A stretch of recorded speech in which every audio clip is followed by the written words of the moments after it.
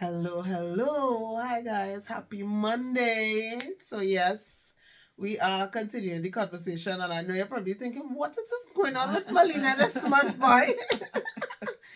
So, yes, we're ending off this February, this final Monday in February. Believe it or not, we already here. We're ending off with some final conversations concerning us as women. So my cousin is still here with me. So we are hoping that all is well with you. We are trusting that you would have had some time to reflect, rejuvenate, revitalize, had some time to go over the past few videos and contemplated the things that you needed to do to get yourself to that, set yourself on track to becoming the best version of yourself in 2024 and beyond. So we're hoping that you're implementing new things, that you are working diligently and intentionally, ensuring that you are doing all the things necessary to get to that point that you are working towards.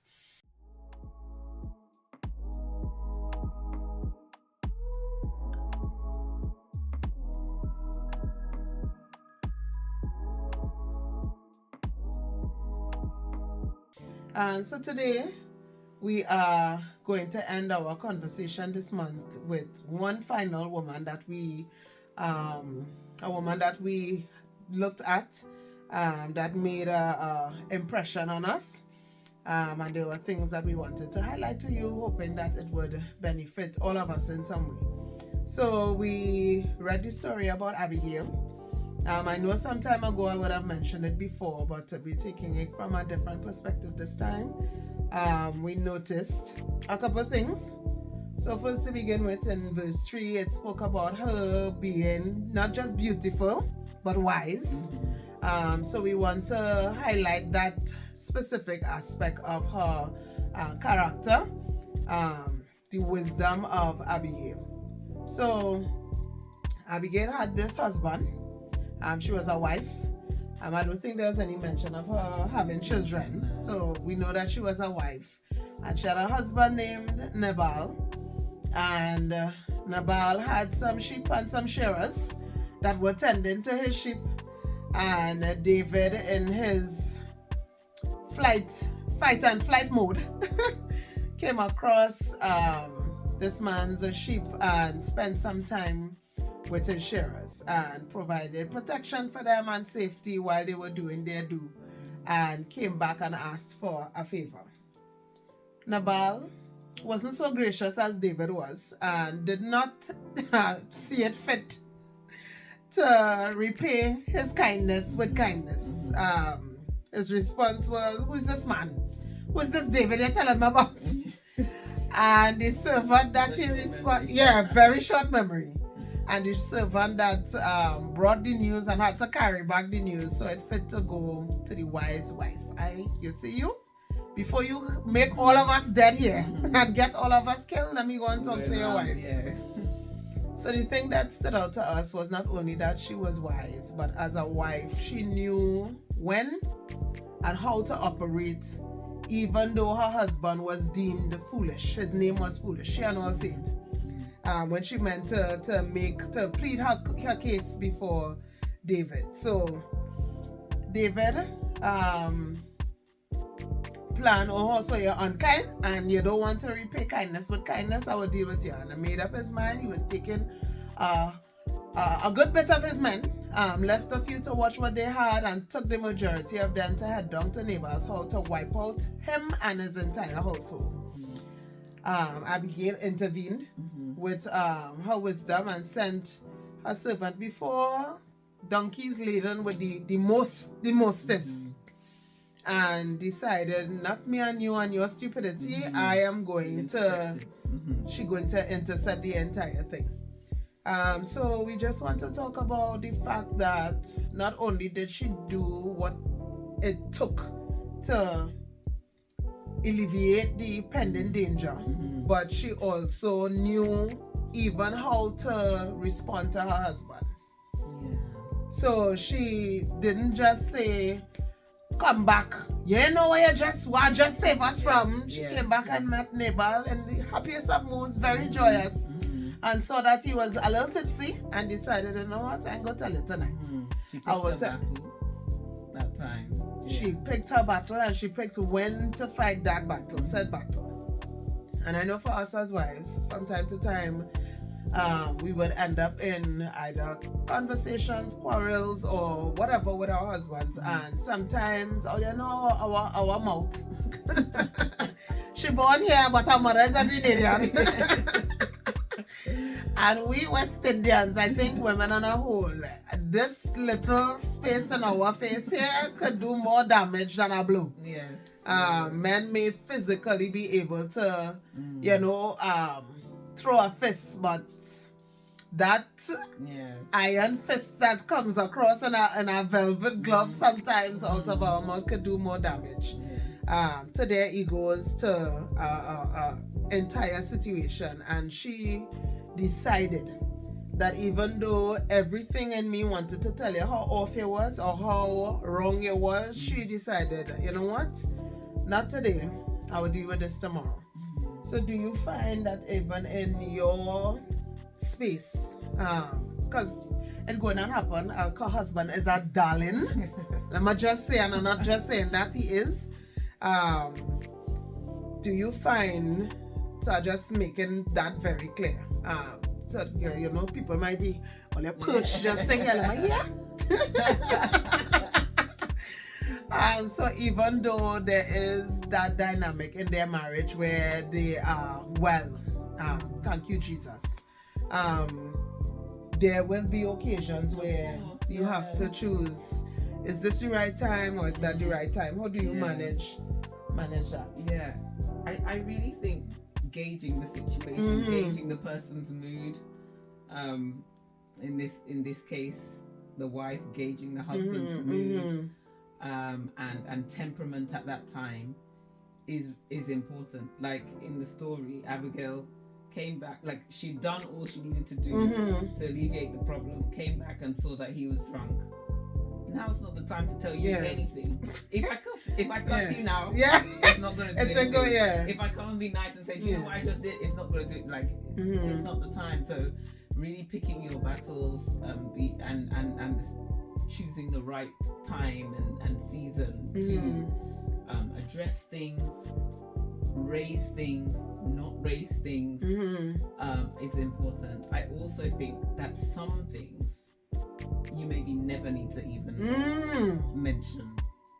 And if you're willing to just say, you know what, this is something that obviously you need to be wise about it. You need to probably seek godly counsel, pray about it. But there are some things that you just decide as a wife and say, I don't need to raise this with you. I'm not going to bring this up with you. You get a pass. Yeah. Basically. You ain't even know you get a pass. Yeah, you don't know you got the pass, but you get a pass. Yeah. And that's interlocked with forgiveness sometimes and things like that. And it doesn't mean that you have forgotten, because biologically you cannot forget unless you've had some amnesia or something. But it means you've chosen, you've decided that you get a pass. And as women, we need to do that, and more than likely, maybe the men do too. I don't know. You guys tell us, but I know that as women, we sometimes need to say, "I'm choosing this one.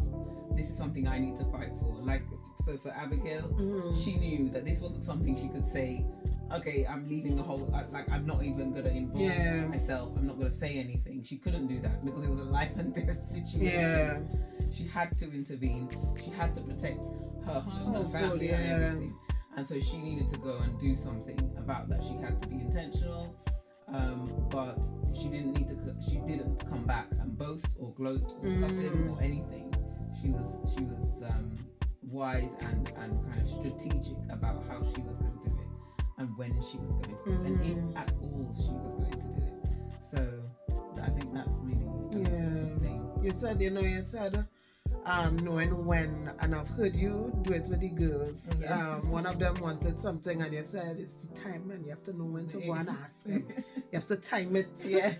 And I think even in that, with with the children, and like I said, sometimes you just don't say anything, and how many of us even know when that time is, because you might be just so much into your feelings. It's just like, no, you have to know. This that you did was upsetting, and and sometimes it's just so much about our own feelings, guarding our own selves, that we don't think about even asking God, should this be something that I even take up with you? Or should this just be between me and God, you and I, I'm just going to lay this before your feet. This has been disrupting my peace, and sometimes God may literally tell us, be still. Yes. And are we going to be obedient, or are we going to gratify self? No, this was so hurtful, or this was so damaging, or this was so whatever. And we ignore the stillness, not knowing that God, because when we read the story, Abigail told him what it is took place, and is upon him hearing what she just did and all that the household just made. In 10 days he was gone. Yeah. And she didn't even lift a finger, do anything physically. You understand? And that God was just like, don't worry, girl, I'll go handle it. And that was a wrap. So sometimes that is such an amazing point. Sometimes we really just have to, you get a pass, I'll leave you.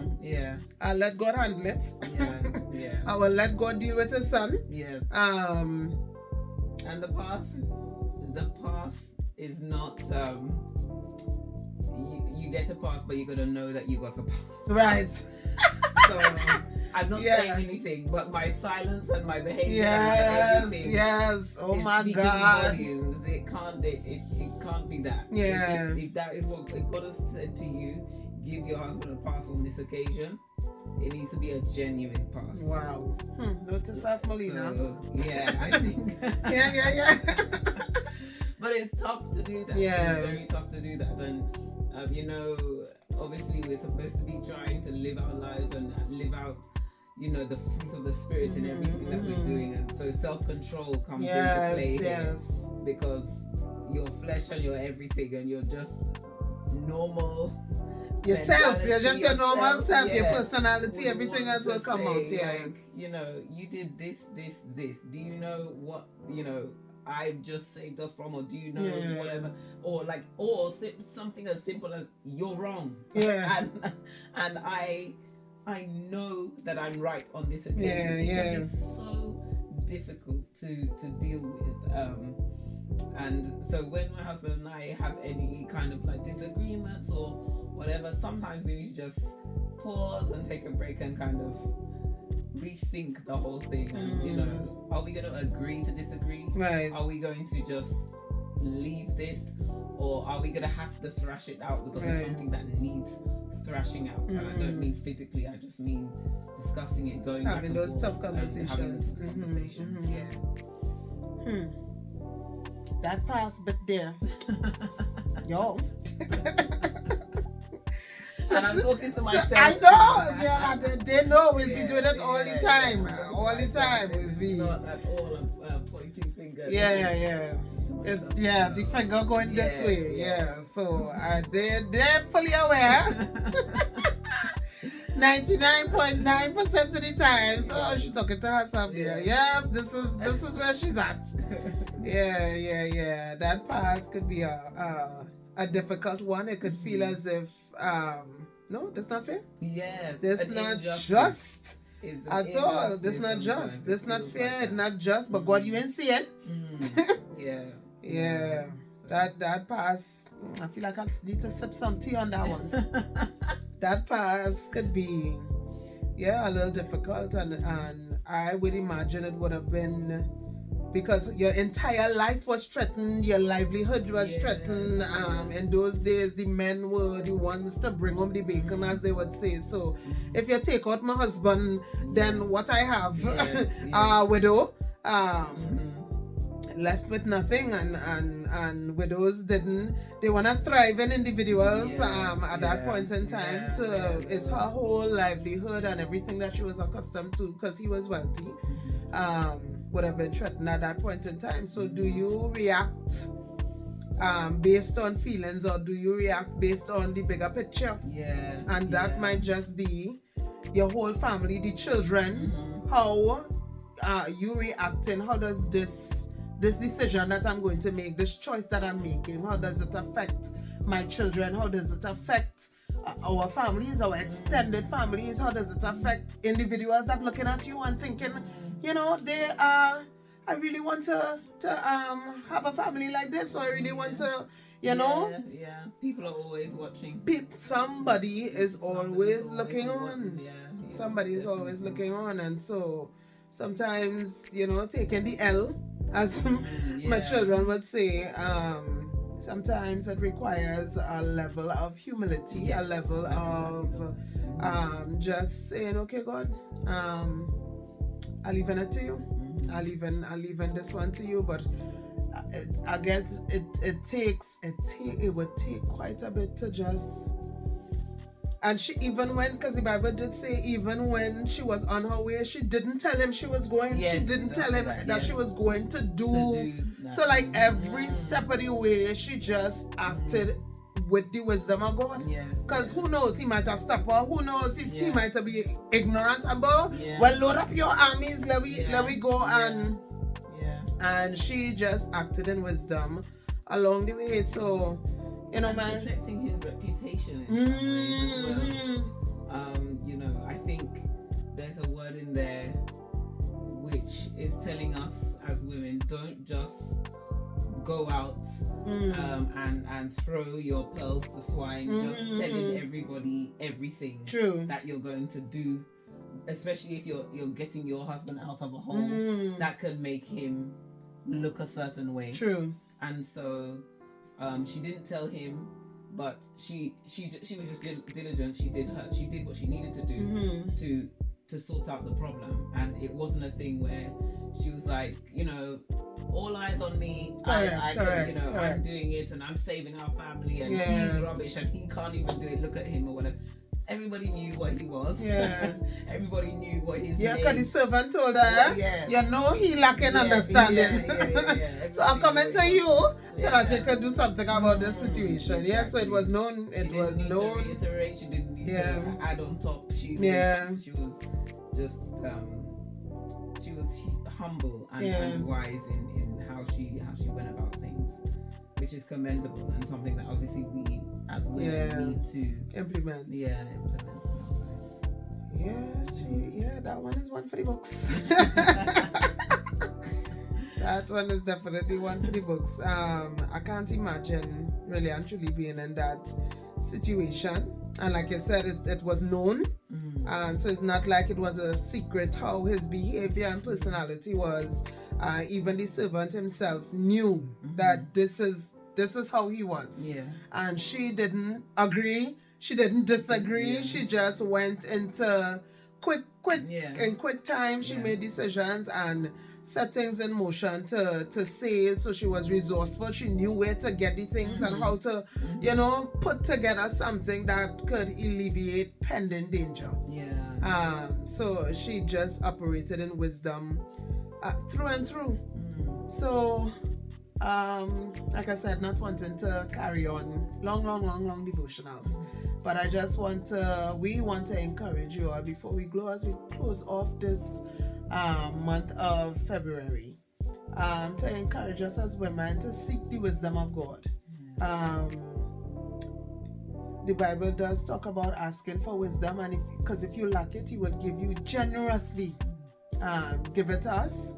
And I just want to encourage us, like, see if when you make decisions, when you respond in certain ways, when you do certain things, is this representing wisdom that comes from God? Is this showing up as was she operating in wisdom, or is it she operating in anger, or she operated in fear, or she operated with bitterness, or she operated with unforgiveness, she operated with pride? I better than this man, so stupid. Is it that, or is it the wisdom of God operating? Sometimes it's just, Gail, we're going on with Gail, well, we there enough.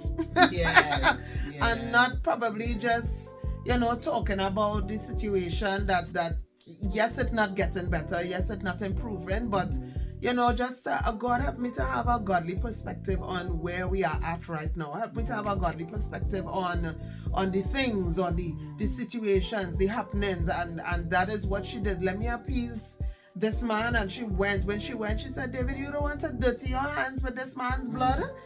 You don't want to do that. She had all the right words. This was you seeing a man with how much hundreds of men coming towards your house, and for you to manage yourself in such a way to feed David's ego, still protect your husband, but saying everything on both ends of the stick. Yes, exactly. Both ends of the stick, still operating correct. You're embarrassed because you have to come and do this. You're embarrassed because you acting a fool, and not just I know it, your servants know it. And to be able to still say, this is what I'm going to do, and I'm going to not do this. I'm going to do everything so calculated, because she was so calculated about everything. Take this amount, that amount, go on ahead of me.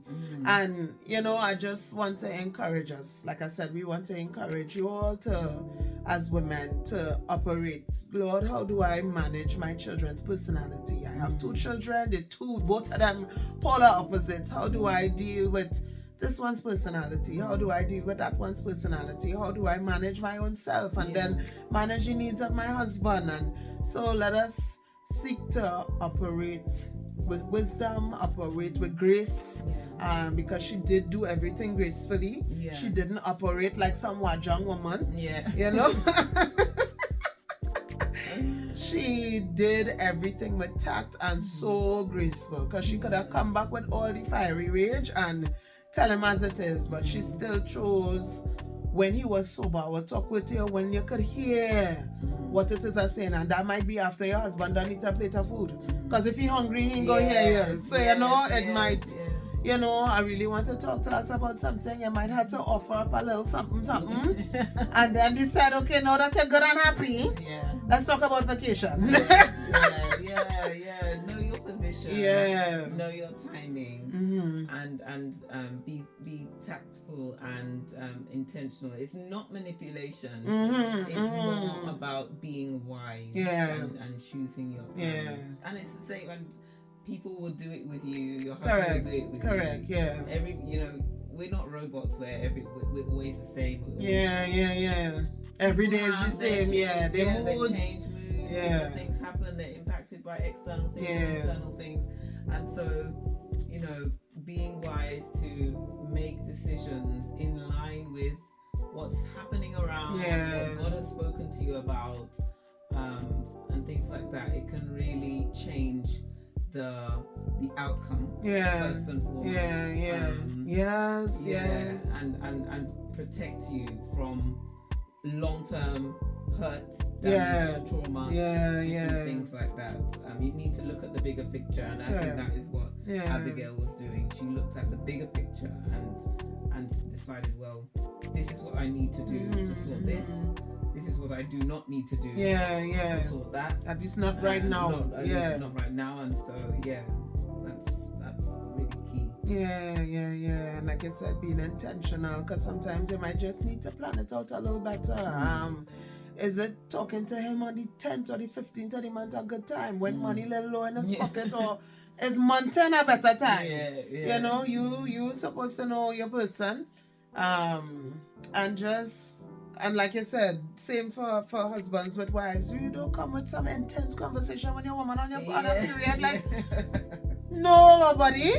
This is not and it's so it's really being intentional and being sensitive to the person that you're with. So like I said, it will take, and it's not manipulation. That's such a good point, because sometimes women do use the things to manipulate, to get what you want. But we're talking about using the wisdom of God here, and using wisdom that would, protect, prevent, guard.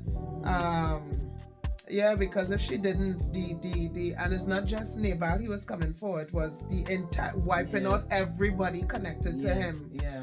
So sometimes, just based on how you operate, it would be so important for you to operate wisely because of all those connected to exactly you. Yeah. So the consequences, So guys, it was lovely having these conversations. Oh my God, it was lovely. I hope that it would have been a blessing to you all. I know this would be a change for us, and I hope it was a good change. And that the things that we would have touched on for us as women, that it would have impacted you all greatly as you pursue becoming that ideal version of yourself. So until next time, the next time you all see me, I will no longer be in London. I'll no longer be in London. I'm loving the accent though. So until next time, guys, have a safe week. Take care of yourselves and each other. And do visit London. It was fabulous. It is wonderful. So take time. Sometimes this might be a self-care, because it was for me. So do these things. No caps. Yes. Plan the trip. Do the thing. Break the ceiling. Yes. So plan, save your money so that we can do these things. Yes. So until next time, guys, have a fabulous week.